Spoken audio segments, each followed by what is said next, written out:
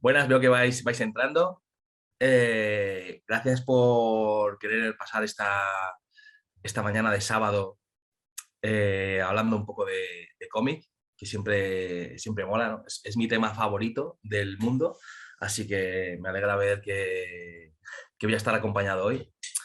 Voy a empezar, básicamente hablando un poco de Voxel.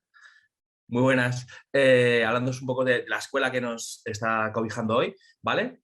Y luego os hablaré un poco de mí y concretamente el máster en el que doy clase en Voxel. Y luego ya nos metemos en materia, ¿vale? Vamos rápido con esto, que es un poco el trámite necesario y así nos podemos poner en materia cuanto antes, ¿vale? Voy a compartir pantalla.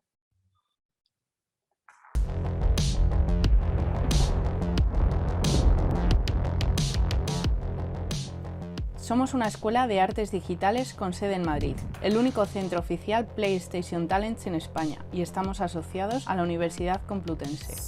Nacimos para ofrecer una enseñanza de especialización enfocada a satisfacer la creciente demanda de profesionales con talento creativo y conocimientos técnicos. The Rookies nos consideró dentro de su top 50 de mejores escuelas de artes digitales a nivel mundial. Ofrecemos una gran variedad de másteres para ayudar a los estudiantes a alcanzar sus metas en las áreas de 3D y videojuegos, cine y animación, ilustración y diseño, además de arte para videojuegos AAA. Contamos con programas formativos enfocados en desarrollar proyectos reales gracias a las alianzas que hemos construido con empresas reconocidas de la industria. Estas alianzas nutren nuestros másteres con profesionales en activo con verdadera vocación docente. ¿Empezamos? Maravilla, yo estudiaría ahí. Chicos, os voy a poner ahora el reel del máster en concreto en el que yo doy clase de guión. Está Salva Spin dando, bueno, que vais a ver ahora en el reel, dando otro montón de clases y un montón de profesionales que os enfocarán un poco al mundo del cómic. Vamos a ello.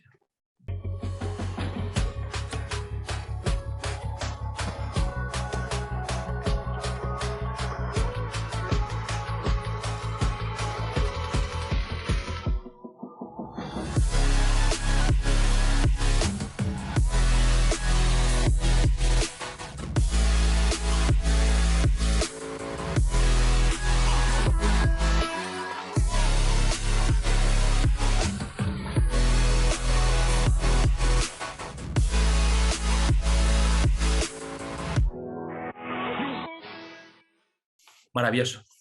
Bueno, pues después de estos minutos de publicidad. ¿Soy el único que no está escuchando nada?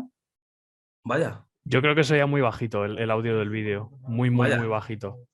Pues Del segundo en concreto. Del primero sí que se escuchaba más alto. vale, bueno, pues yo qué sé, me queda solamente otra cosa que poner. Si no la escucháis, bueno, me quedan un par. Si no, yo escucho, pone. Bueno, lo tengo a tope de volumen, así que ahora lo miraré en YouTube, pues a lo mejor era el volumen de YouTube. Pero bueno, el caso, básicamente venía a decir que la escuela es la leche, así que ese es un poco el mensaje. A ver, chicos, yo me presento, lo primero, soy David Galán Galindo. Bueno, en realidad yo lo que más he hecho es ser director y guionista de cine, pero siempre he sido un apasionado del cómic. De hecho, o sea, no soy dibujante de cómics porque no me dan estas manos, ¿no? Entonces hice lo que sí que podía, que era ser guionista. Y también me apasiona contar historias. Y he sido, pues eso, director y guionista. No sé si habéis visto Orígenes Secretos en Netflix, que es una peli en la que volqué mucho de mi amor por el noveno arte. Y, y bueno, estoy desarrollando ahora un proyecto de cómic con Panini y tengo muchos más proyectos de cómics, uno con Saba Spin, no sé si habéis visto en La Resistencia que anunciamos el otro día a Sargento Resines, así que bueno, estamos ahí haciendo cómics sin parar. Bueno, básicamente tengo aquí otro vídeo presentación para que veáis un poco mi sentir. Esto es una cosa que cuando he dado alguna otra masterclass pues lo he puesto básicamente para que sepáis a qué os enfrentáis. Dicen que cuando alguien habla de su obra, en realidad está hablando de sí mismo. Supongo que eso también funciona al revés, así que voy a hablaros de mí y así, teóricamente, os estaré hablando de mi obra. Voy. Ahora hay más, pero hace 15 años no había ni un triste muñeco del Capitán América en ninguna juguetería de España, así que decidí fabricarlo yo mismo. Compré un lobezno igual que este y le arranqué la cabeza y los brazos, porque lo que me interesaba eran el tronco y las piernas. De brazos usé los de un Trunks de bola de dragón, concretamente este. Por eso está mutilado gravemente. Eran como los de este Vegeta, para que os hagáis una idea. Para la cabeza cogí un Batman Mierder y le corté las orejas de murciélago, lo cual es curioso, porque como el Capi lleva las orejas por fuera, tuve que buscarle unas. Encontré un muñeco de Dumbledore, de Harry Potter, con buenos pabellones auditivos y se los corté. Las alitas las saqué de un bicho de los Power Rangers que regalaban con las bolsas de Matutano, si es que soy de un apañado. Y así nació esta monada. Ahora imaginaos qué puede salir de una mente así, cuando se dispone a dar una charla titulada Cómo crear 30 cortos y continuar creando. Bueno, el título es provisional, entiendo. No, es el que se queda. O sea, la charla se llama Cómo crear 30 cortos y continuar creando. Sí, sí. Cojonudo, pues. Pues no, sí. Pues vale, pues. Cómo crear 30 cortos y continuar creando es el nombre de ese título de la Que sí, coño. Claro. ¿Cómo quieres que se llame? ¿Qué nombre le pones tú? El título está bien. Bueno. Ya está. Lo llamamos así. Venga.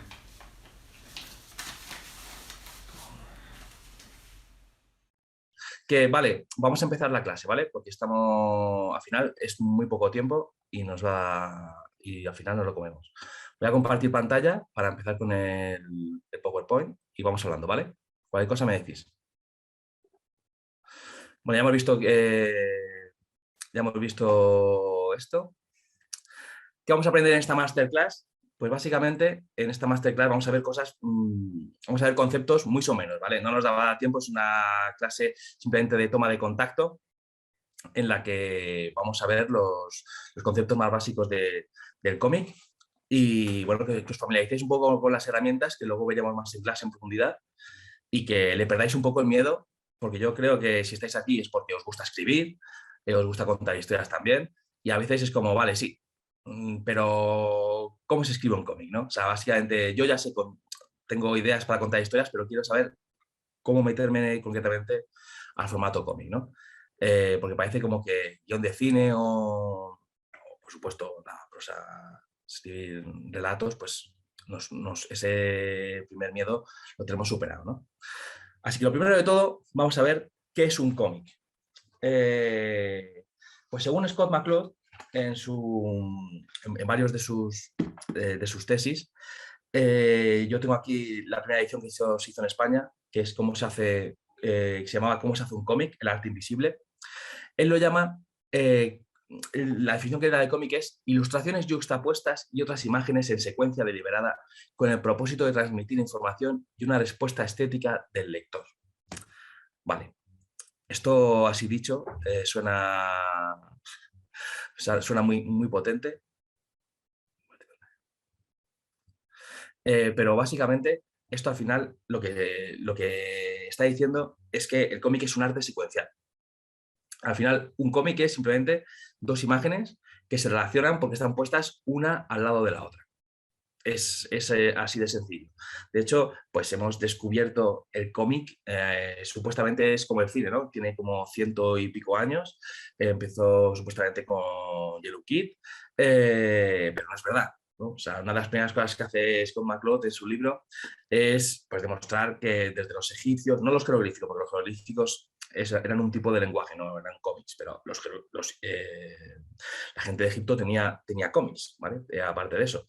Y muchas series de cuadros que se han hecho, cuando se hacen un cuadro de primero pasa esto, luego pasa otro, ya los exponían uno al lado del otro porque entendían que la gente tenía que ver primero uno, luego el otro. Esa clase de codificación que hace el cerebro de aquí hay tres imágenes y primero va esta, luego va esta, luego va esta, eso es un cómic, ¿no? Entonces, en esta definición que hace Scott McCloud, es más importante lo que no dice que lo que dice. Mirad, como decía, dice muchas cosas esta definición, pero no dice nada de géneros, es decir, no habla de que tengan que ser superhéroes, de que tengan que ser aventuras, de que tengan que ser nada de esto, y tampoco habla del estilo o la calidad de dibujo. Es decir, un cómic no tiene por qué ser un cómic, no tiene por qué estar grandísimamente dibujado, ¿vale? No tiene que ser un dibujo muy realista o muy efectivo ni siquiera. O sea, en realidad un cómic basta con que sean un par de imágenes relacionadas entre sí. Y sobre todo, pues eso, que no, esta cosa que hemos oído hablar muchas veces de cuando hay una película o cuando hay una serie o cuando hay incluso ropa, que es estilo cómic, rollo cómic, pues que sepáis que eso no significa nada. O sea, una de las pocas cosas que molaría que saliéramos de aquí teniendo clara es que ese rollo de esa peli es muy, muy rollo cómic. No existe el rollo cómic. O sea, el cómic puede ser un dramón histórico súper intenso, puede ser una cosa muy, muy chorra, tipo los cómics de la escuela bruguera, que me encantaban, pero es humor absurdo, o pueden ser superhéroes, que es al final a lo que lo estamos similando constantemente, ¿no? Cuando decimos, eso es una cosa muy comiquera. Así que bueno, si podemos quitarnos eso de la boca, genial, porque no significa nada. Vale, voy a hablar un poco ahora de lo que es ponerse a escribir cómics. Y antes de nada, quiero hablar un poco de las diferencias que hay a la hora de afrontar la escritura de un cómic. Porque, bueno, como os decía, entiendo que en esta charla hay mucha gente pues, eso, ¿no? Que le interesa escribir y que de hecho ha hecho sus pinitos y que realmente la duda que tiene es cómo afrontar eso, pero concretamente en los cómics, ¿no? Entonces, lo primero que hay que tener en cuenta es que son ámbitos muy distintos, ¿no? Porque para que os deis cuenta, en un guión de cine o televisión, el guionista cuenta lo que ocurre en las escenas y escribe los diálogos, pero no tiene que indicar qué planos, ¿no? O sea, no tiene que indicar en qué plano se pone la cámara. De hecho, yo como director, pues cuando estuve yo en mis guiones, ni siquiera para mí mismo me pongo, esto es plano general, ¿no? Plano medio, no sé qué, sería absurdo, o sea, los guiones no están pensados para eso. Ni los planos, ni el vestuario, ni los fondos, o sea, a lo mejor tú pones planta industrial, ¿no? O casa de no sé quién. A lo mejor te permites un adjetivo, ¿no? Pero no más, ¿no? Porque además los guiones tienen un formato muy concreto, con un máximo muy loco de 120 páginas, muy loco, que decir, normalmente os van a pedir que sean más bien 90, con 90, a partir de 90 empiezan a fibrilar la gente que lo lee. Uy, muchas páginas. Entonces tú no puedes gastar en un guión de cine espacio en eso, ¿no? Entonces, pues no te puedes parar a decir, entra un personaje y describes el vestuario, ¿no? O describes, insisto, pues cómo es la casa. Sin embargo, en un cómic, todas esas decisiones deben ser tomadas. Y deben ser tomadas por el guionista, si es un buen guionista. Porque es que nadie más las va a tomar. O sea, después de ti no va a llegar un departamento de vestuario y va a vestir al protagonista, que es lo que ocurre en cine, ¿no? Ni va a llegar un departamento de arte y va a decorar la casa. Tienes que ser tú el que le diga al dibujante, pues es una casa en la que hay esto, bueno, o sea, a lo mejor que sea un nivel de concreción, ¿no? Pero es una casa estilo tal y pones un enlace de Google del tipo de casa que es, del tipo de decoración, el tipo de vestuario, de peinado, lo que quieras. O sea, luego, evidentemente, pues juegas con la libertad que dejas al dibujante, ¿no? Pero son un montón de decisiones que tienes que tomar, tanto formalmente como, te digo, como a vestidos, como que se ve, tal, como incluso en una cuestión de ritmo, ¿no? O sea, en un guión de cine entra un personaje y tú dirías, Pepe entra en la habitación y no tiene, abre la puerta y entra en la habitación. Perfecto. En un guión de cómic tú tendrías que decidir cuántas viñetas gastas en eso, por ejemplo. No es lo mismo que en una viñeta abra la puerta y diga hola, a que mire la puerta, plano del pomo, mano en el pomo, abre la puerta, dice no es tanto por un tema de espacio, sino por un tema de significado, porque a lo mejor estás dando significado a que lo hagas en una viñeta o lo hagas en 4, eso significa cosas. Igual que también significa cosas el tipo de plano en el que lo hagas. Y todas esas decisiones las debe tomar el guionista. Es una cosa muy curiosa. Cuando se habla de cine, veréis que los críticos que no tienen ni puñetera idea de cine, que no son pocos, simplemente no por falta de conocimiento, sino porque no han, no sé, parece que o tienen una visión idealizada del trabajo de cine, muchas veces culpan al guionista del resultado de las películas. Bueno, piensan, o sea, ven una película en la que no funciona la historia, nuevamente, no funciona mil cosas, y dicen, es que el guión era muy malo, pues que el guión no funciona, es que el guión tiene estos errores. Y sin embargo, en el cine, la única persona que no tiene capacidad de movimiento para decidir esas clases de cosas, de cambio, decir esto no funciona, puedo cambiarlo, es el guionista. El guionista en la cadena de mando, en una producción de cine, es la persona que menos manda de una producción. A ese guión que él entregó con toda la ilusión, le ha metido mano el director, le ha metido mano mucha más que el director, el productor, luego si lleva montaje y el montador, ahí también está el director con el montador, ¿no? Pero bueno, el montador también tomó decisiones y digamos que el último mono, el que menos culpa tiene de todo esto es el guionista, siempre. Sin embargo, en cómic es todo lo contrario. Si le veis un cómic y pasa esta clase de cosas, sí podéis echarle mierda al guionista de lo que queráis. Porque el guionista sí que es responsable de todo esto.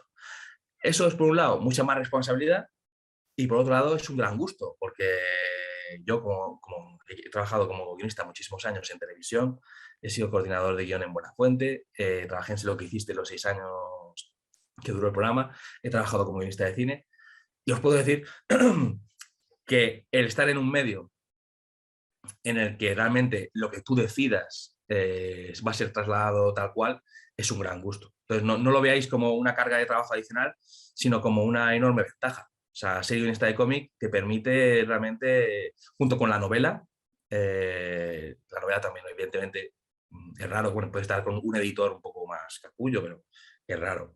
Normalmente lo que se publica y lo que tú quieras hacer se parece en un 99%. Y el cómic es así. Entonces, que sepáis eso, que cuando os pongáis a escribir, que hay un montón de decisiones que no podéis delegar. Coger y explicarlo todo, vaciaros ahí, porque es realmente una oportunidad que no podéis dejar pasar. Es vuestra responsabilidad y vuestro gustar. Vale, vamos a ver lo siguiente. Vale, otra de las grandes dudas que soléis tener, y bueno, vamos a saco con lo que para daros herramientas que podáis usar, es visualmente, ¿no? Exactamente cómo es un guión de cómic, ¿no? O sea, tenemos muy claro cómo es un guión de cine o una novela, pero a la hora de afrontaros a cómo escribir un cómic, os planteáis, vale, es que yo no he visto un guión de cómic nunca, ¿no? O he visto que son muy distintos. Bueno, pues básicamente esto es todo lo que necesitáis poner en un guión de cómic. ¿Vale? El número de página, la composición de la página, aunque esto no es obligatorio. Hay muchos dibujantes que agradecen que no les impongas la composición, pero muchos otros, yo me atrevería a decir que la mayoría, agradecen el que tú les guíes en esa composición, ¿no? El que realmente, bueno, pues es otro tramo que tú puedes decidir y que a ellos les ayuda bastante, ¿no? Que este proceso mental de pensar cómo colocar las viñetas, pues ya esté hecho. Y luego, cada viñeta que aparece en la página, con una descripción de lo que ocurre y los diálogos. Esto en realidad, que es tan mega sencillo, que es súper sencillo, sé que muchas veces es lo que más os tortura, ¿no? Vale, ¿cómo es el formato del cómic? Entonces, bueno, básicamente es esto. Vamos a verlo, obviamente, vamos a verlo con ejemplos y así os queda más claro. Vale, esto, bueno, en realidad no, en realidad voy a compartir pantalla porque os voy a enseñar con cosas mías. Perdona. Vale, a ver.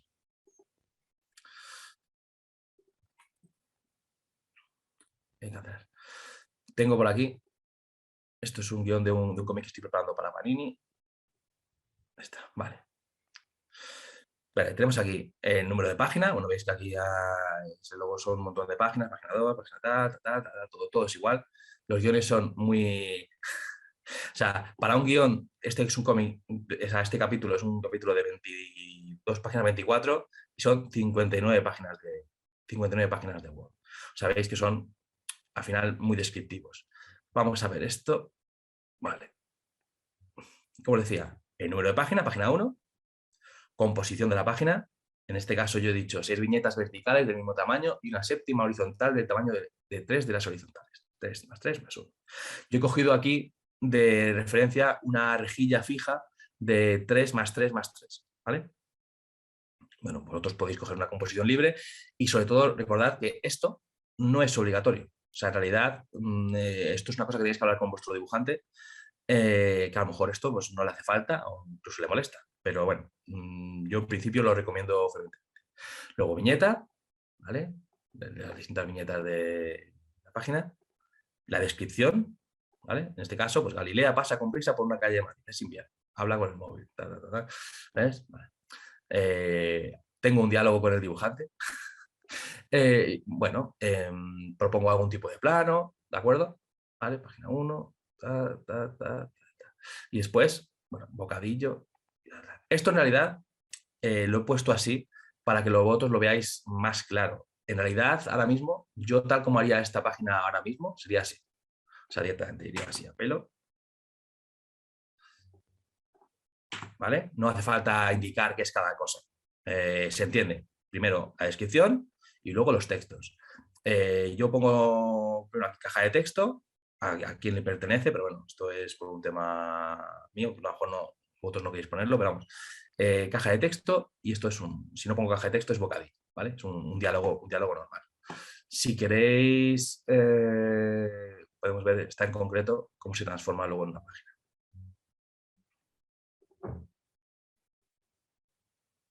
¿Veis? Entonces, aquí la tenéis andando por la calle con el móvil, como estamos pidiendo. 3, 3 y una que ocupa como 3 al final. Esto es básicamente lo que tiene que tener un guión de cómic, ¿vale? No tiene más misterio. Insisto, esto que de todas maneras vemos tan sencillo, sin embargo, he visto muchas veces que os cuesta. O sea, realmente luego a la hora de... Veo cosas cuando en clase incluso, después de haberlo visto durante mucho tiempo, hacemos ejercicios, esto que parece tan sencillo, luego es difícil de llevar a cabo. Pero bueno, ya veis que es sencillo, es el ABC, ¿vale? Vale. También entiendo que tendremos por aquí a mucha gente que además de querer ser guionista, es dibujante o incluso es dibujante a secas y simplemente quiere saber, bueno, qué se va a encontrar cuando le llegue un guión de cómic, ¿no? Cómo tiene que decodificarlo. Y para eso os voy a hablar un poco de qué tipos de guiones hay y qué os vais a encontrar cuando os manden un guión, ¿vale?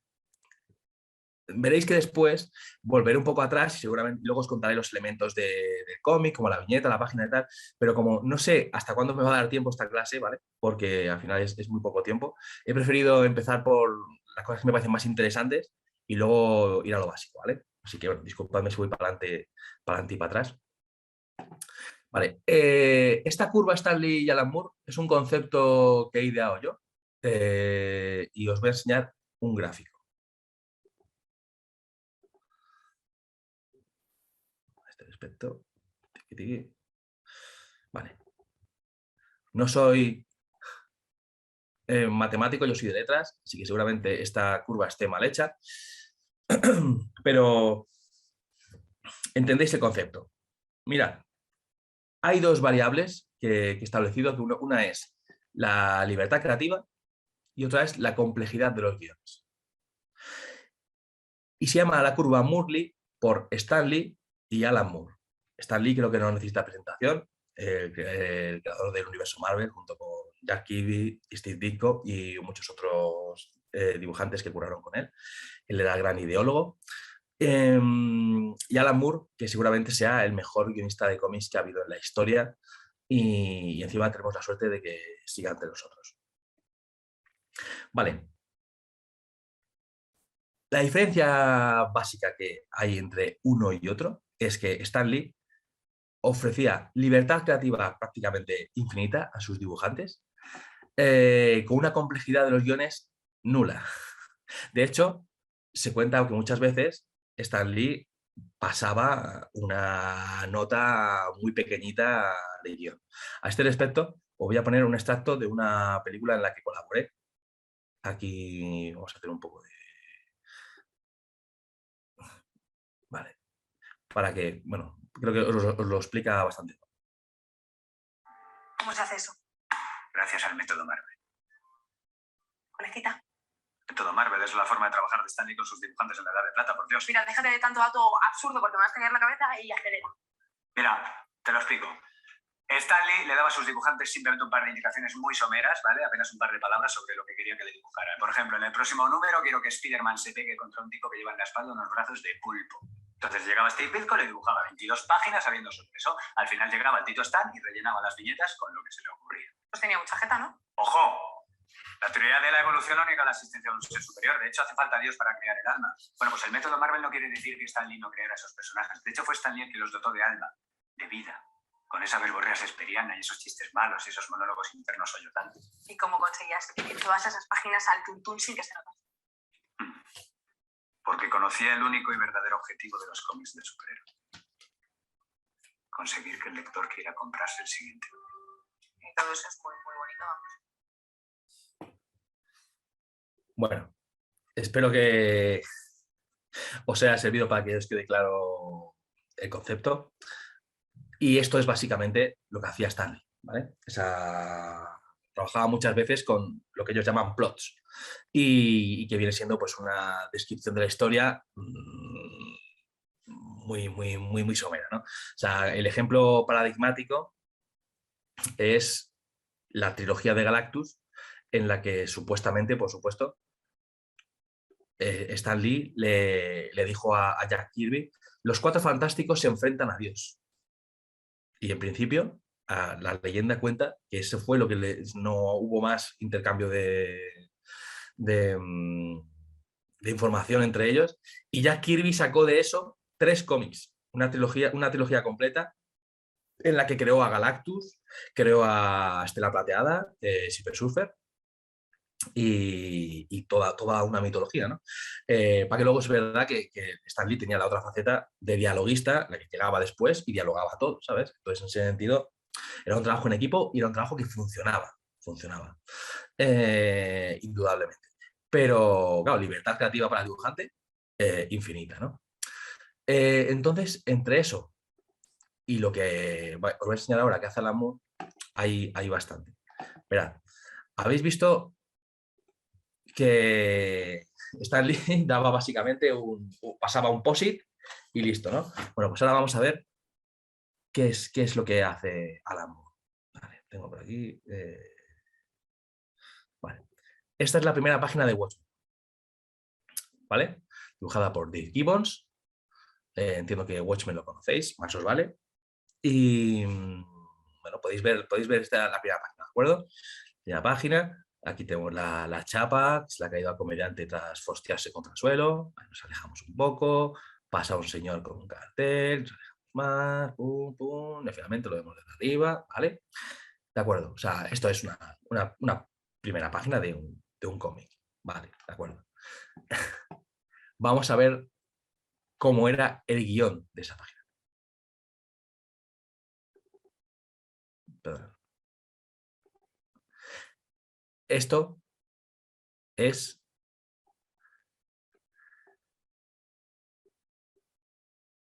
que no sé si lo podéis ver bien o sale bueno, toda esta página es solo la primera viñeta. La primera viñeta de Watchmen ocupa una página entera. Todo esto es una descripción que hace Alan Moore de las consideraciones que debe tener Dave Gibbons a la hora de enfocar la primera viñeta. A ver, no es tan raro, esto es una locura, ¿no? Pero no es tan raro porque, bueno, se entiende que es la primera viñeta que está estableciendo todo el mundo, todo el universo de Watchmen, y bueno, pues tiene que explicar muchas cosas, ¿no? No va a ser así todo el rato. Bueno, pues si nos vamos a la viñeta 2, estas son las viñetas 2 y 3 de Watchmen. Media página para una y media página para otra. Y esto será la tónica en los 12 números de Watchmen. Entended que esto significa que para la primera página de Watchmen gastó, creo que son 7 o 8 páginas de guión, ¿vale? Pensad en que esto y esto es para hablar de estas viñetas. Entonces, como veis, el margen de maniobra de Dave Gibbons será, bueno, muy escaso, ¿no? O sea, realmente hay un nivel de especificidad muy grande. ¿Cuál es el buen método? No existe buen método. Es decir, en realidad eso es como queráis funcionar con vuestro dibujante, lo que os acepte, lo que a vosotros os nazca. Normalmente, pues como la virtud está en los puntos medios, ¿no? Decía Aristóteles. Y básicamente yo creo que la virtud está por aquí. Busiek y White hacen guiones bastante más parecidos a los míos, en cuestión de formato hablo, no de calidad, ellos son dioses, pero como habéis visto lo mío era una cosa normal, ¿no? Una descripción de 2 o 3 líneas, y bueno, un desarrollo normal de los diálogos. Se parecen los de Busiek y Wade y la mayoría de guionistas de cómics de superhéroes en la actualidad se parecen a lo que os he enseñado yo, ¿vale? Y otro punto interesante sería el de, por ejemplo, Roger Stern, que es un guionista mítico de Los Vengadores, de Spider-Man y demás, que es, vosotros habéis oído hablar del método Marvel. El método Marvel, que os he hablado antes, Stan Lee lo llevaba al paroxismo, ¿no? Hablábamos de que les daba simplemente unas notas y se ponían a dibujar, o vamos, 3 líneas y a dibujar, pero hay un método intermedio que se usó durante muchísimos años en la Casa de las Ideas, durante muchísimos años, que no era tan hardcore, no era simplemente un posit, pero era bastante somero. Por ejemplo, una de las historias más míticas de Spider-Man es el chico que coleccionaba tebeos. El chico que coleccionaba tebeos es un guión de 2 páginas de Roger Stern, ¿vale? Está desarrollado en 2 páginas, 1 y 2. Vemos que el editor, ni siquiera él, o quizás él, yo creo que, bueno, no sé quién de los dos haría la separación de páginas, le va por párrafos y le dice, esta es la página 5, esto va a ser la página 6, esto va a ser la página 7, ¿vale?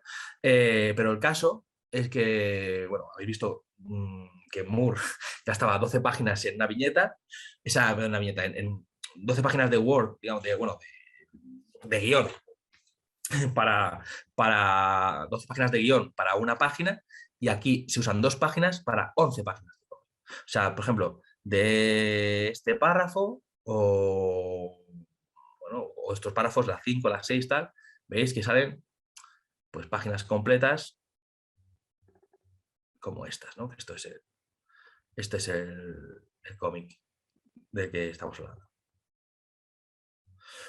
Como veis, las decisiones que se dejan en manos del dibujante son muchas más. O sea, Stan Lee dejaba todo. Dejaba todas las decisiones en manos del dibujante. Este método de Roger Stern, que es el método Marvel más convencional, por ejemplo, el número de viñetas por página es para Friends en este caso. El ritmo, un montón de decisiones se van a tomar por parte del dibujante. Luego llegará el guionista y lo dialogará. ¿vale? Y utilizando los huecos que le han dejado y todo esto, pero tendrá que trabajar siempre con lo que haya hecho el dibujante, con un montón de decisiones que no ha tomado él. Lo veis aquí.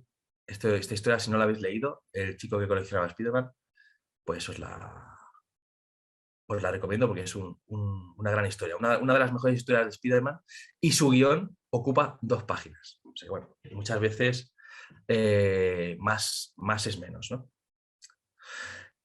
Bueno, como os decía, lo que os vais a preguntar es siempre qué método usar vosotros. Bueno, mira, yo de primera base os diré siempre que os mováis en esta línea, pero que depende completamente del grado de confianza que tengáis con vuestro dibujante, ¿no? O sea, de confianza tanto a la hora de comunicaros, que cuánto necesitáis decirle, como, bueno, de que al final todas las decisiones que no tomes tú, las va a tener que tomar él.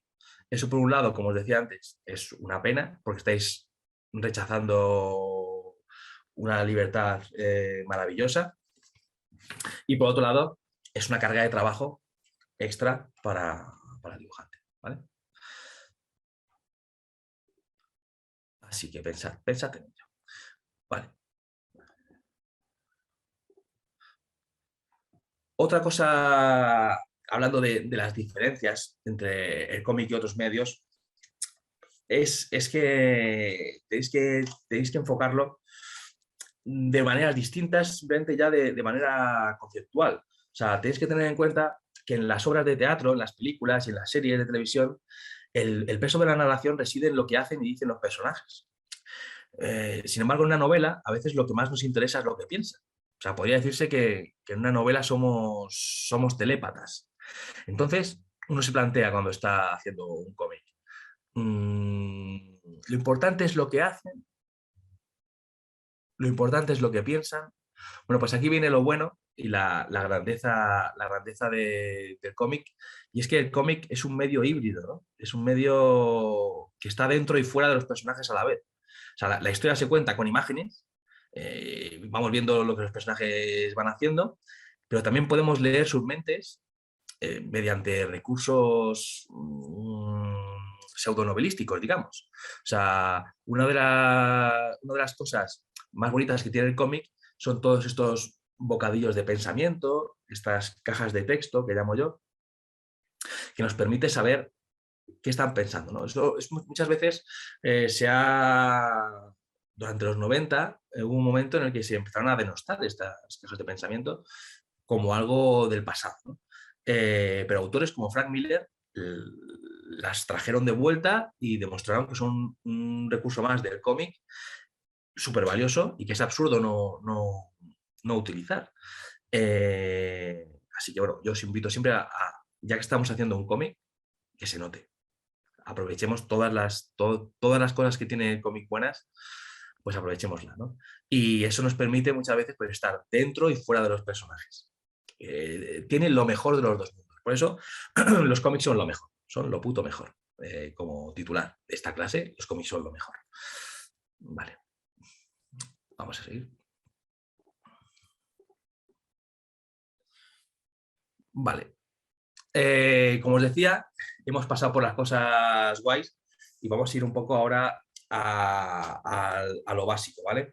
O sea, el concepto es que salgamos de aquí un poco, pues sabiéndonos el verbo to be, o sea, sabiéndonos lo mínimo para entrar en contacto con el mundo del cómic, ¿vale?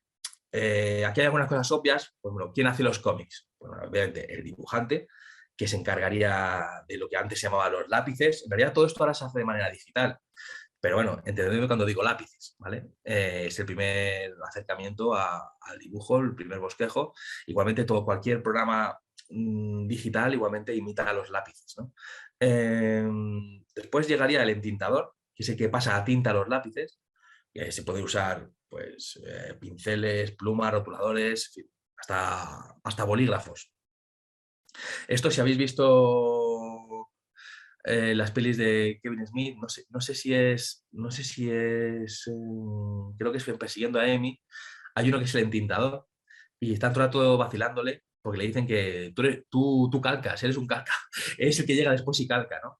Pero en realidad el trabajo de entintador es, por un lugar, antes de nada, fundamental para dar fuerza a los lápices. De hecho, durante todo el siglo XX era un paso ultra necesario porque las imprentas no les bastaba con los lápices para poder reproducir los dibujos de un cómic.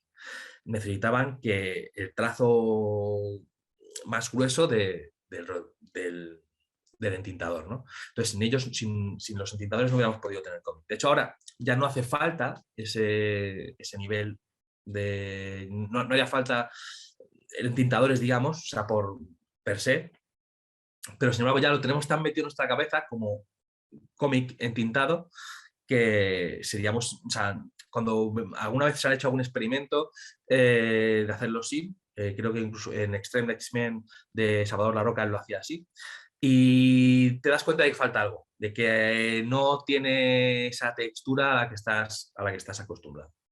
Entonces, bueno, lo que os decía es que es un trabajo fundamental. Vale, otro miembro fundamental de nuestro equipo son los coloristas, que bueno, básicamente pues dan color a los cómics. Y en el mercado americano, o bueno, cuando hay alguna cosa en el mercado japonés, nunca se encarga el dibujante. Igual que sí que hay mucho dibujante entintador, no hay... Es muy raro encontrarse a un dibujante que sea colorista. En el mercado europeo sí es más común a veces, puede haber cosas así, porque hay como que lo hacen como obras completas, y de hecho también en el mercado europeo es donde vemos que además de medios digitales, pues a veces hay coloristas que utilizan pues otra clase de materiales, ¿no? Yo qué sé, acuarelas, témperas, acrílicos. Y luego está uno de los trabajos que más me gusta a mí del mundo del cómic, que es el rotulista, ¿vale? Que es el que coloca los bocadillos, las cajas de texto y dibuja las onomatopeyas sobre el cómic, ¿no? Bueno, puede haber algún dibujante que las incluya, pero vamos, digamos que no es ni habitual ni aconsejable, ¿no? Porque hay rotulistas muy, muy buenos y, y es una gran labor. Bueno, a ver, os habéis dado cuenta de que por lo menos los cómics más antiguos, y los de ahora igualmente, todos llevan la tipografía en mayúsculas. Esto es un poco igual que pasaba con los entintadores, ¿no? Que a la hora de reproducirlo, la manera de aumentar la legibilidad pues era esta. Era intentar que la letra fuera lo más grande posible y lo más clara, y es mucho más legible pues las mayúsculas que las minúsculas, ¿no? Pero bueno, tenéis que tener en cuenta que el mundo del rotulismo, que puede parecer simplemente una traslación de pasar a limpio, digamos, el guión. No es así, tiene un montón de partes creativas. Por ejemplo, las onomatopeyas pueden tener pues, formas que evoquen el sonido que están realizando. Otra cosa que pueden hacer, por ejemplo, es cambian de tipografía dependiendo de quién hable. Esta tipografía mecánica para cuando habla un androide, tipografía a lo mejor más cirílica si habla una persona de Europa del Este.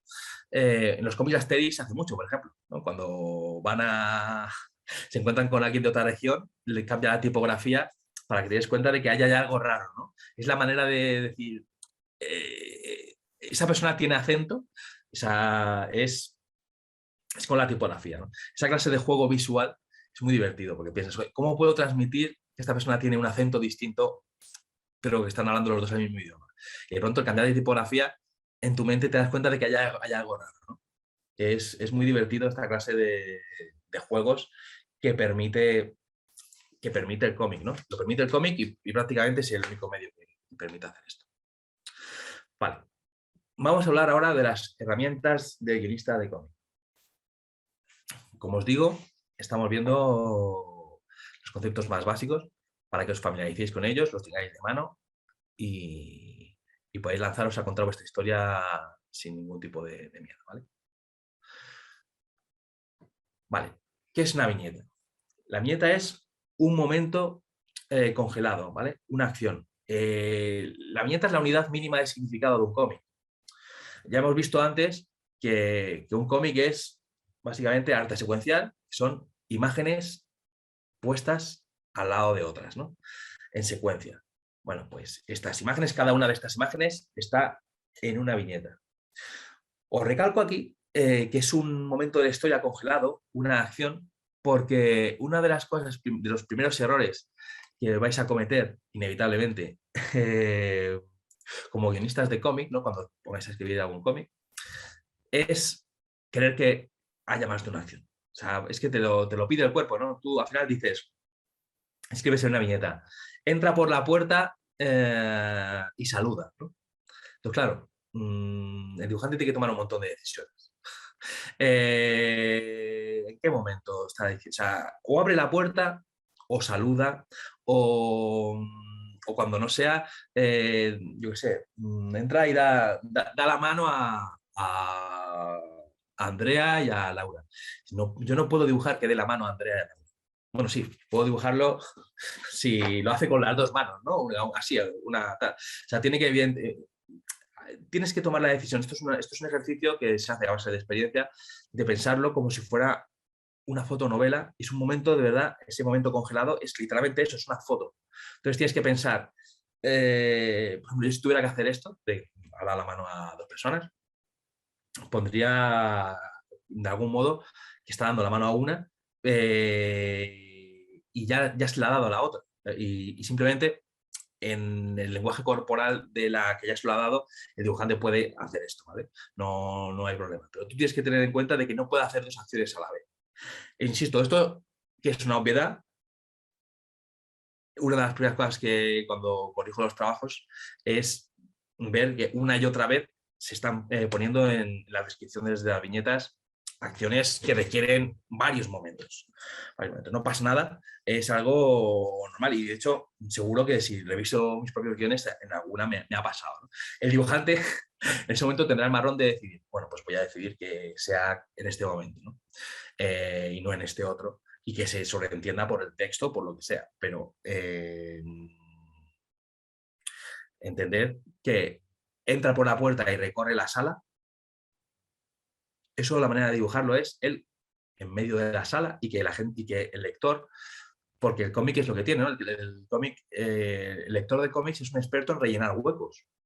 Está todo el rato, el cómic es en medio de la elipsis, entre viñetas, todo el rato está pasando un tiempo que no vemos y nosotros estamos completando, ¿no? A través de una especie de gestalt mental, estamos todo el rato completando, ¿no? Entonces, tenemos que entender que ese momento nos está diciendo que el tío ha entrado y que va a seguir andando.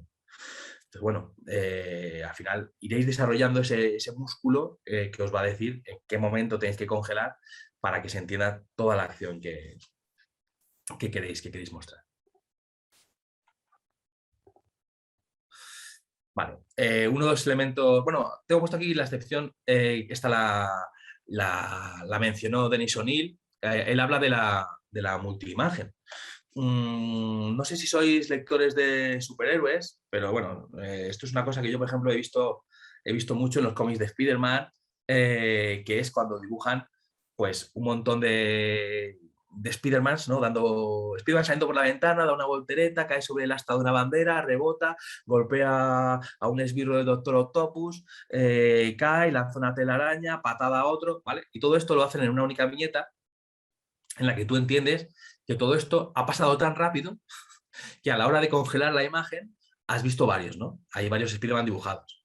Es un recurso muy guay, muy divertido. De nuevo, es un recurso que solo tenemos en el cómic, así que como todos los recursos que solo existen en el cómic, a mí me encanta que los uséis, así que hacedlo. Una cosa que se hace es, en esos casos, para que veáis un uso importante, por ejemplo, del color, es que en esas multiimágenes lo que se hace es que se dibuja, o sea, perdón, se colorea de manera más, bueno, normal, más oscura, más como que está ahí, a la última figura, en este caso, pues el último Spider-Man, por ejemplo, y el resto se les colorea de manera más clarita, ¿vale? Como diciendo, ya no está ahí, es como una imagen residual de él.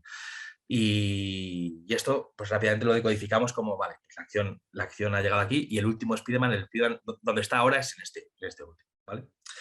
Las viñetas suelen estar recuadradas. Suelen tener, pues, un recuadro, suelen ser cuadrados, aunque bueno, ya sé, por supuesto, sabéis que hace muchos años que no tiene por qué ser cuadradas, ahora la composición de páginas es absolutamente libre, pero bueno, pero suelen tener un recuadro, una línea que lo cubre. Esta línea es otro elemento que solo se da en el cómic. Es que en realidad todos los elementos en el cómic significan algo y todos son decisiones que tenemos que tomar. Y es muy divertido, por ejemplo, pues una línea normal, pues es una línea normal, está ocurriendo frente a los ojos. Muchas veces el hecho de que no haya línea, de que simplemente los dibujos queden como en el aire, puede significar un flashback. Estás viendo todos recuadros enmarcados y de pronto hay una viñeta que no tiene ese marco y uno entiende que está siendo un recuerdo. Cuando es tipo nube, pues puede ser un pensamiento, una ensoñación, un deseo que está teniendo alguien. Cuando está como movido, puede ser un delirio. Incluso la línea de la propia viñeta significa algo. Así que, bueno, como os digo, si podéis usar este recurso, usadlo, porque es algo que solo tenemos en el cómic.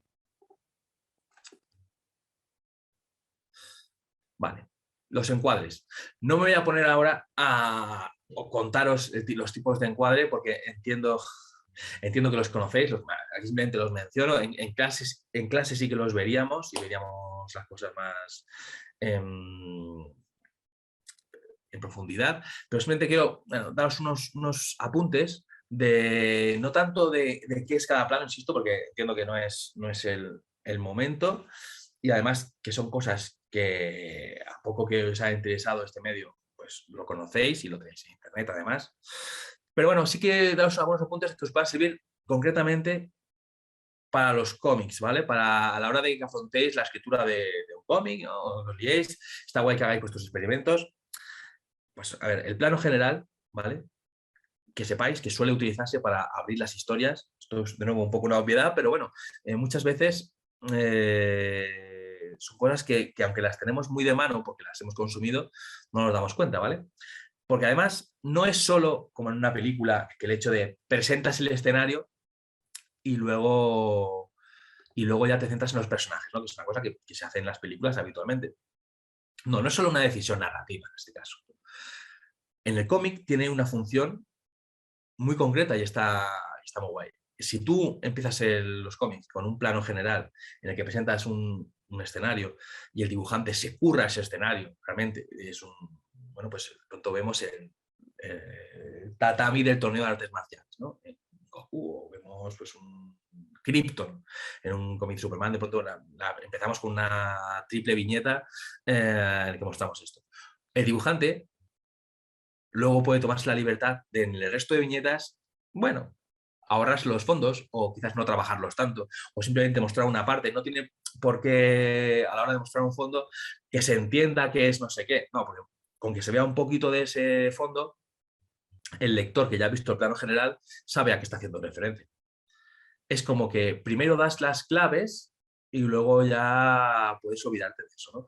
Insisto, auténticos maestros, auténticas bestias pardas como John Byrne hacían esto.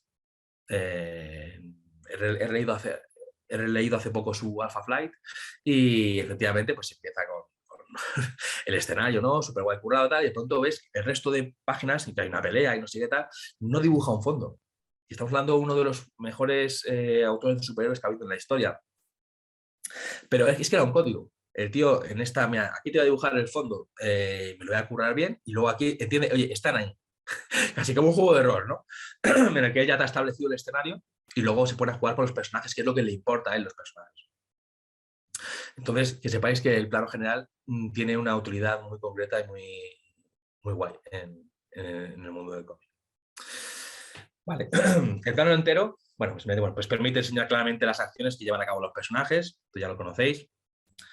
El plano americano, que también llaman el plano de la conversación, bueno, lo llaman así porque cuando hablamos con alguien, supuestamente estamos atentos a su rostro y los límites de nuestra percepción se diluyen a la altura de las rodillas, ¿no? El plano medio, que es uno de los planos más utilizados, en el que el personaje aparece cortado por la cintura.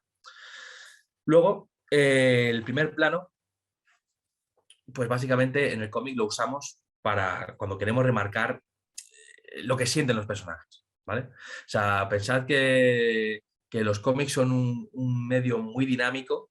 Bueno, hay todo tipo de cómics, ¿no? He dicho antes que hay cómics más dramáticos, más pausados y tal, pero igualmente es un medio muy dinámico. Porque, bueno, tiene mucha libertad presupuestaria, vale el mismo dinero que los personajes hagan muchas cosas que pocas, tal, y suele ser un medio, pues, en el que, digamos, centrarnos en un primer plano, pues al final es como, bueno, pues si puedo hacer un plano mucho más bonito, ¿no? Pues, ¿por qué hacer esto? Entonces, realmente, cuando estamos haciendo un primer plano en un cómic, normalmente es porque queremos expresar, queremos subrayar las emociones que está teniendo ese personaje, ¿no? De pronto ha pasado algo y es como, mira, me da igual todo lo demás, me da igual que estén en con Milenario, me da igual lo que quieras, lo que quiero es centrarme en que a este personaje le está pasando esto, ¿no? En ese momento, pues, una de las reglas que os podéis saltar como queráis es usar un primer plano o un primerísimo plano. Perdón.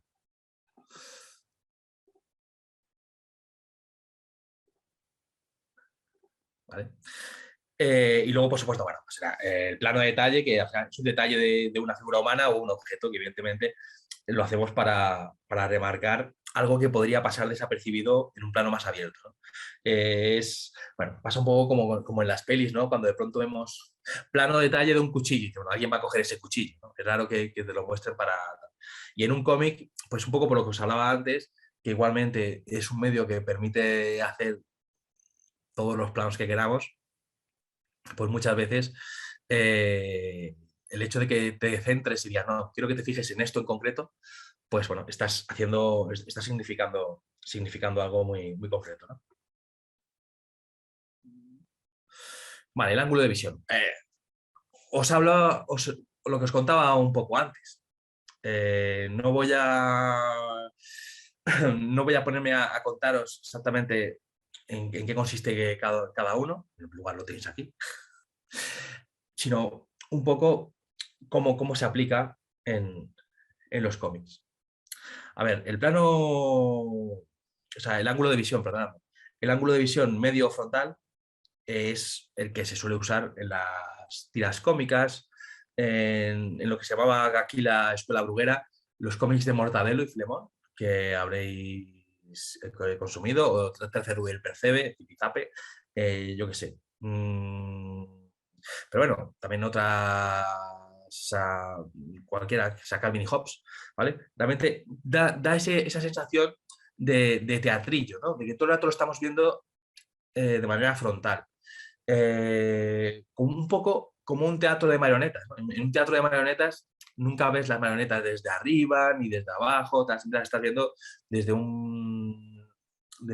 el frente, ¿no? Bueno, en realidad es un plano o sea, es un ángulo de visión que te permite mostrar todo y te permite centrarte en los gags y en lo que está pasando, ¿no? Más que, si os dais cuenta, todos los ejemplos que estoy poniendo básicamente son tiras humorísticas en las que realmente lo que quieres pues es exprimir el gag sobre desarrollo de personajes. No son historias autoconclusivas en las que realmente eso no tiene mucho más desarrollo, ¿no? Pero bueno, cómics como Peter Bates también los usaban, ¿vale? Que eran cómics underground más complicados. Vale, otros ángulos de visión, pues es el picado, en el que vemos la acción desde arriba, y el contrapicado en el que vemos la acción desde abajo. A ver, lo que os contaba, no es cuestión de que ahora nos centremos en qué tipos de ángulos de visión hay. Simplemente que tengáis en cuenta que esto es otra decisión que podéis tomar. no en cada viñeta, porque si no la información, al final nos vamos al amor y todo está como demasiado recargado, ¿no? Pero sí en momentos puntuales, en momentos en los que queráis transmitir una cosa u otra, tenéis que tener en cuenta que los ángulos de visión tienen significado. Por ejemplo, es que es el caso paradigmático, ¿no? Pero un asesinato, por ejemplo, visto simplemente en un ángulo frontal, desde esta, bueno, pues como si estuviéramos en un teatro y está ocurriendo en el escenario, transmite esa distancia. Es una distancia en la que somos espectadores y estamos viendo lo que está ocurriendo ahí. Volviendo al cine, perdóname que utilice siempre ejemplos cinematográficos, pero la cabra tira al monte. Es lo que hacía, por ejemplo, David Fincher en Zodiac, ¿vale? Nos muestra los asesinatos desde fuera, ¿no? Estamos siempre como alejados. Los asesinatos sí, pues, son igual de crueles, entonces mete el cuchillo, saca el cuchillo, tal, pero los vemos desde una distancia, ¿vale? Nos convierte en espectadores. Sin embargo, si el mismo asesinato lo mostramos con un plano picado y contrapicado, varios planos contrapicados, de pronto el cuchillo sube, lo vemos desde abajo el cuchillo. Pues eso, luego al asesino desde arriba, vamos arriba, abajo, metidos en el fregado, ¿vale? Pues claro, de pronto no estamos viendo el asesinato desde fuera, ¿no? Desde nuestra butaca. Estamos metidos dentro, estamos detrás del hombro del asesino, somos la víctima. La inmersión es muy distinta. Y como os digo, si tú estás escribiendo una historia y te interesa más una cosa o la otra, porque ahora sí, según lo he contado, puede parecer que estoy haciendo la defensa de la inmersión, ¿no? Pero no, a lo mejor puede interesarte que lo veamos desde fuera, ¿no? Te puede interesar el hecho de decir, no, quiero plantear una distancia sobre esto, por una cuestión estilística o por lo que tú quieres contar. Bueno, pues puede ser mejor un plano frontal, o sea, un ángulo frontal, ¿vale? Que tenéis que tener en cuenta que eso es una decisión que vais a tener que tomar vosotros, porque si no, la va a tomar el dibujante. Y bueno, oye, que está guay, ¿no? Que el dibujante puede tomar la decisión y puede ser correctísima. Pero estáis renunciando, vosotros sois un maestro de orquesta y de pronto estáis diciendo, bueno, y ahora el del trombón que toque lo que quiera, ¿no? No, pues entonces no eres un director de orquesta, ¿vale? Estás allí, pero no eres el que está teniendo la visión de conjunto, ¿no? Pues esto es lo que tenéis que tener en cuenta. Vale, bueno, el plano Nadir, de Abrante son otro tipo, son variaciones de estas. O sea que, vale. Hemos hablado de la viñeta, vamos a hablar ahora de la página, ¿vale? Al final, una de las decisiones, y lo habéis visto en el guión que os he enseñado, que tenéis que tomar es cómo van a ser esas páginas.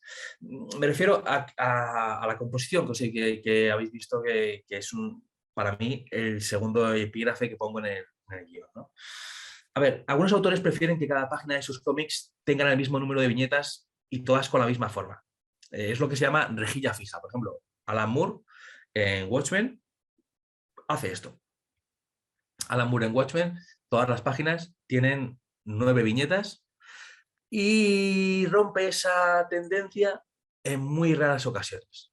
O sea, la rompe, pero precisamente la rompe con un concepto dramático, ¿no? Tú estás leyendo el Watchmen y estás siempre 3, 3, 3, ¿no? O sea, 9 viñetas por página, 9 viñetas por página, 9 viñetas por página. Y de pronto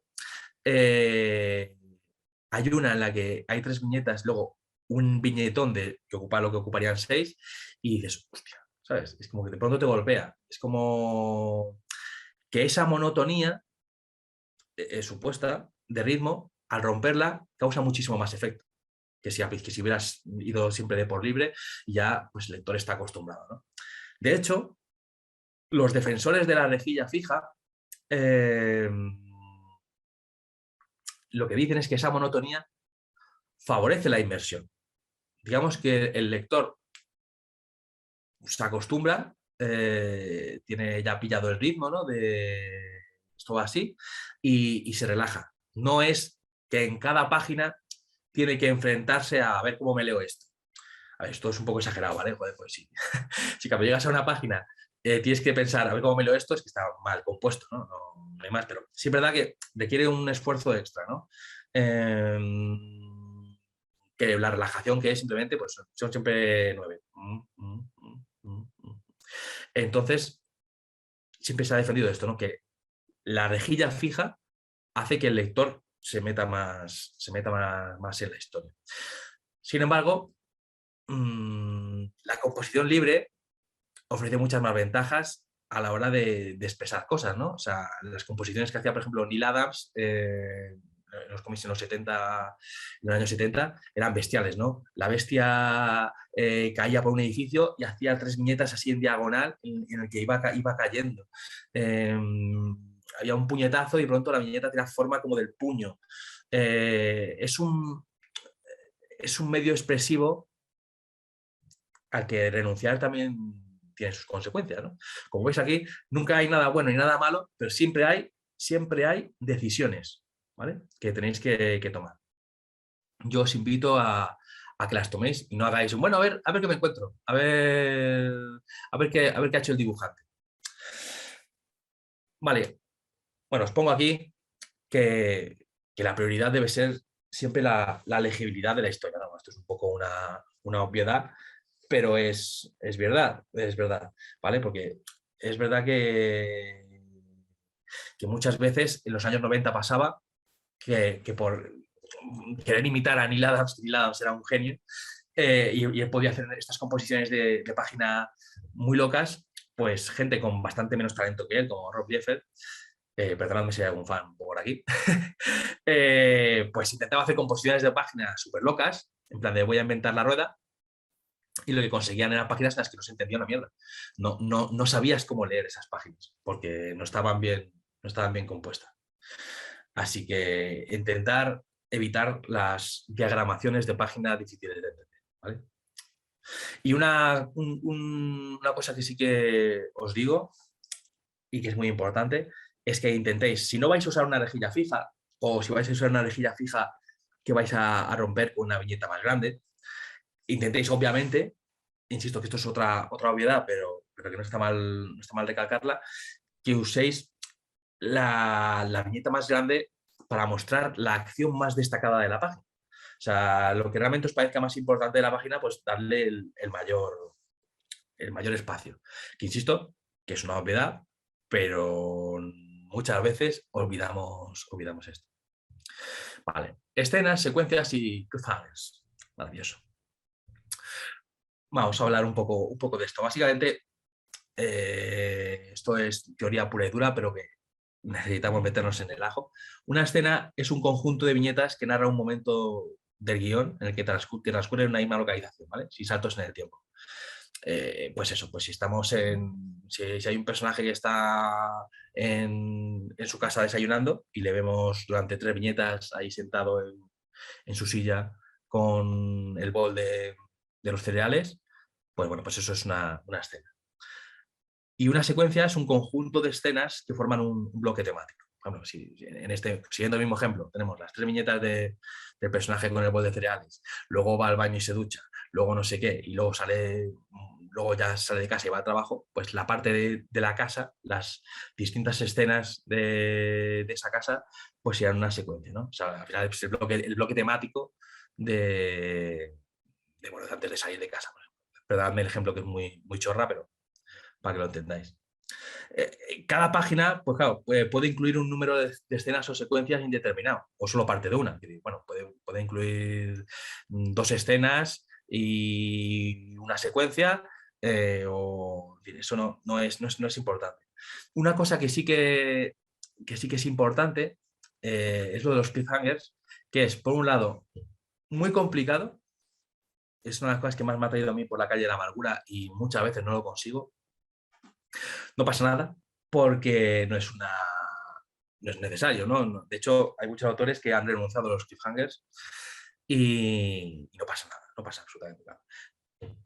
pero a mí me parece una pena. A ver, lo ideal sería que al final de cada página hubiera una razón para leer la siguiente página. Que hubiera una pregunta a responder, una cuestión que nos tuviera que llevar a voltear la página. No tiene que ser el mega misterio, ¿vale? No, insisto que estamos hablando de que simplemente de que no tomarlos como capítulos conclusivos, sino como que todo te vaya llevando a la siguiente página. Y una cosa muy interesante a este respecto es que hay que intentar que esos cliffhangers ocurran siempre en páginas impares.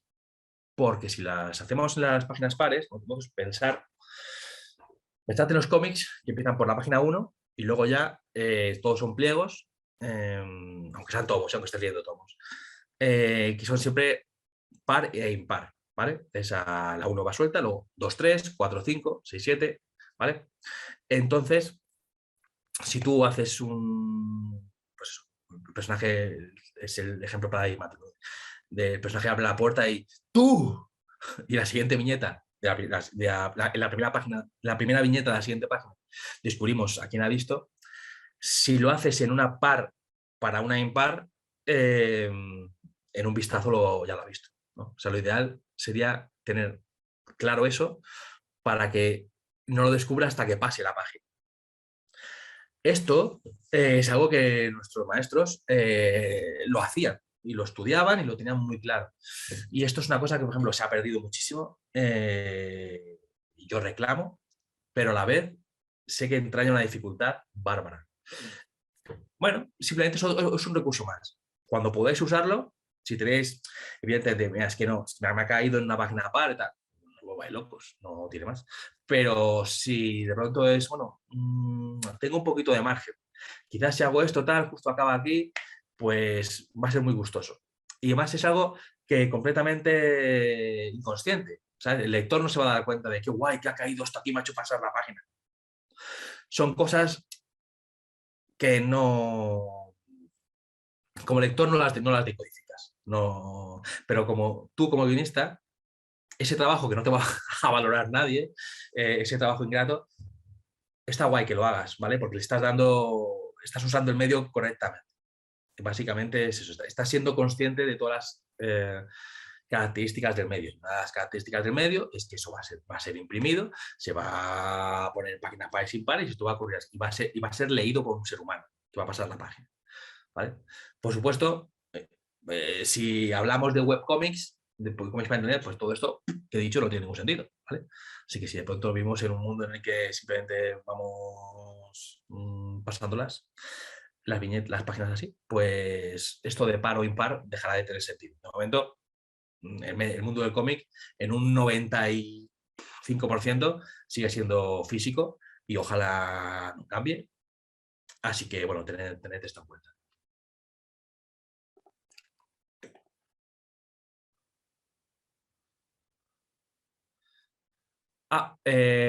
Acabo de leer esta duda. Me pregunta cómo salir del bloqueo. Vale, bueno, antes de seguir, si queréis os contesto a esto, además quedan pocos minutos, no sea que nos queden dudas sin resolver. A ver, yo os voy a dar un consejo que seguramente sea el consejo más valioso que os puedo dar en esta clase.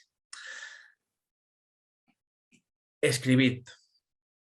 La cuestión es la siguiente. No existe, esa cosa que hablan del bloqueo, para mí no existe. O sea, a no ser que sea un rollo de, ojo, no se me ocurre sobre qué escribir. Vale, eso sí, eso es otro tema, ¿vale? Eso vale. Pero rollo, tengo una historia que se me ha ocurrido otra, pero no sé cómo seguirla. No, perdona, no sabes cómo seguirla bien. En el sentido de no sabes hacerlo perfecto. Tú quieres hacerlo tan de puta madre que te bloqueas. O sea, a ti lo que nos bloquea es un ansia de perfección, un ansia bueno, que yo quiero hacerlo, o sea, quiero acabarlo, ¿no? Pero yo el consejo que os doy, y esto es una cosa que aprendí trabajando en programas diarios de televisión, en los que por narices había que entregar. Yo trabajaba en Sé lo que hiciste y tenemos que entregar el guión a las 3 de la tarde. Es que íbamos a emisión, no había más. Entonces, yo sacaba ahí páginas y páginas y páginas de Word casi sin pensar, porque es que no se podía. Entonces, he aplicado esto para un montón de cosas en las que sí que tendría tiempo, supuestamente, Porque es mucho mejor levantarte al día siguiente y ver que tú has escrito el siguiente capítulo, la siguiente página de cómic, la siguiente lo que quieras, y es una mierda gigante, porque dices, "Uy, ¿cómo pude escribir esto?". Porque al día siguiente lo reescribes, no pasa nada, pero no está el folio en blanco. O sea, de verdad, y de verdad creo que no existe, es que no existe tal cosa, esto de hablar de el mal llamado bloqueo. O sea, creo que sinceramente, o sea, aunque lo estéis odiando, según lo escribís, lo estéis odiando, aunque lo estéis tecleando y diciendo, es que esto no puede ser, o sea, no puede ser, pero bueno, pero pones, bueno, lo escribes de la manera más, daos cuenta, joder, que no lo estás publicando en internet, que no estás poniendo, no estás dándole a enviar, es una cosa para ti y que simplemente es un boceto de lo que vas a hacer después. O sea, sí que me parece más importante que generéis material y ya lo reescribiréis. A lo mejor no lo reescribís el día siguiente, lo reescribís dentro de una semana. ¿Vale? Ojo, puede pasar que al día siguiente lo ves y dices, "Oh, oye, pues esto que ayer me pareció una mierda, pues tiene cosas valiosas". También puede pasar eso, ¿eh? O sea, no digo que vaya a ser así. A veces pasa. Pero puede pasar lo de, oye, pues esto no era tan mierda. O puede pasar, vale, era una mierda. Pero se me acaba de ocurrir cómo arreglar. De verdad. El cerebro funciona de la siguiente manera. Al cerebro le vamos mandando.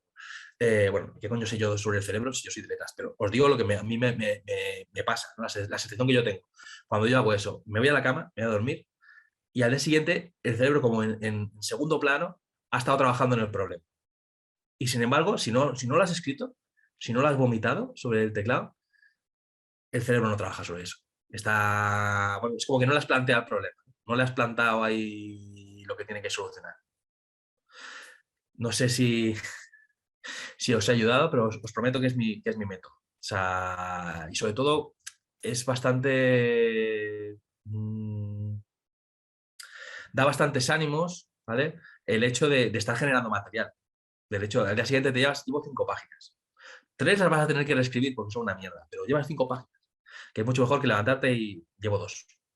Así que bueno, ese es un poco el mensaje que... vale, creo que quedan 8 minutos. Sí, quedan ¿Puedo justo. seguir o si queréis resuelvo alguna duda más? Lo que tú quieras, a ver si hay alguna duda. Mira, acaban de escribir de nuevo por el chat. Es normal que a la hora de escribir operador siempre tengas la sensación de que debes hacerlo bien. Claro, sí. O sea, hay que luchar. O sea, hay que luchar contra... Esto es como el antimanual, ¿no? Pero hay que luchar sobre esa obsesión de querer hacerlo bien. O sea, creo que la pregunta es, ¿cómo luchar contra el bloqueo? Vale, pues en vez de querer hacerlo bien, hay que darse cuenta de que lo importante es querer hacerlo, o sea, es hacerlo. Sobre todo por lo que os digo, porque no estamos en las Olimpiadas, no estamos en un partido de fútbol o de baloncesto tampoco, en el que, bueno, tú tira a ver si lo metes el gol. No, estamos entrenando. O sea, todo lo que hacemos todo lo que no sea dar a enviar para el editor, para el dibujante, para el productor de cine, todo lo que no sea dar a enviar es algo que estamos haciendo nosotros en nuestra casa como entrenamiento, como paso previo. Por lo tanto, los pasos previos, lo importante es que estén hechos. Lo importante es hacerlo y todo eso van a ser cimientos.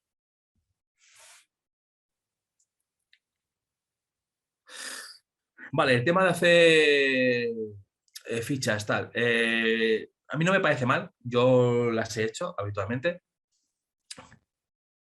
pero mi opinión es que debe primar siempre la historia sobre los personajes. Me refiero, en un primer momento, creo que lo más importante es que tengáis claro el principio y final de vuestra historia. Si me apuráis, es más importante que tengáis claro el final que el principio, para mí por lo menos. Y una vez tengáis todo eso hecho, o sea, una vez tengáis las etapas del camino, como si fuera un viaje, luego ya podemos desarrollar a los personajes. Porque además, muchas veces ese viaje os va a llevar a los personajes. Si me lo voy a inventar, perdóname que los ejemplos son muy chorras, pero el final o sea, la película va a acabar en que ganan el campeonato de no sé qué. Pues es que a lo mejor dices, mira, pues es que este personaje, una de las cosas que va a querer es odia ese deporte, lo odia.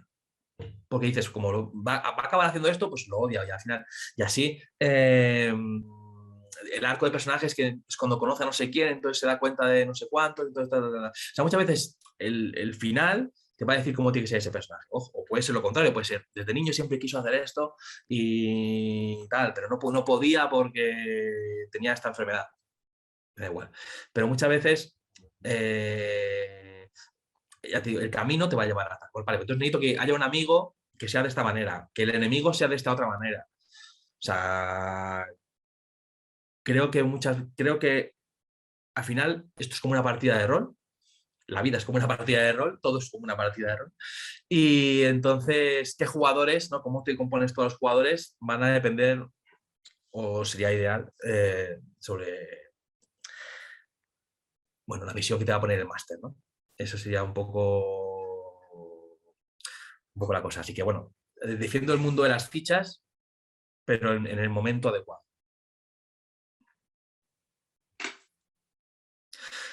Nada, chicos, bueno, estas masterclass lo que tiene es que son, pues eso, muy someras, muy rápidas, he ido a toda leche, perdonadme. Me hubiera gustado poner muchos más ejemplos y tal, pero es que no quería gastar tiempo para poder hablaros de la mayor cantidad de cosas posibles. Nada, gracias por pasar una mañana de sábado hablando de cómics, como os decía antes. Nos vemos en las viñetas. No sé si tenéis alguna cosa más que decir.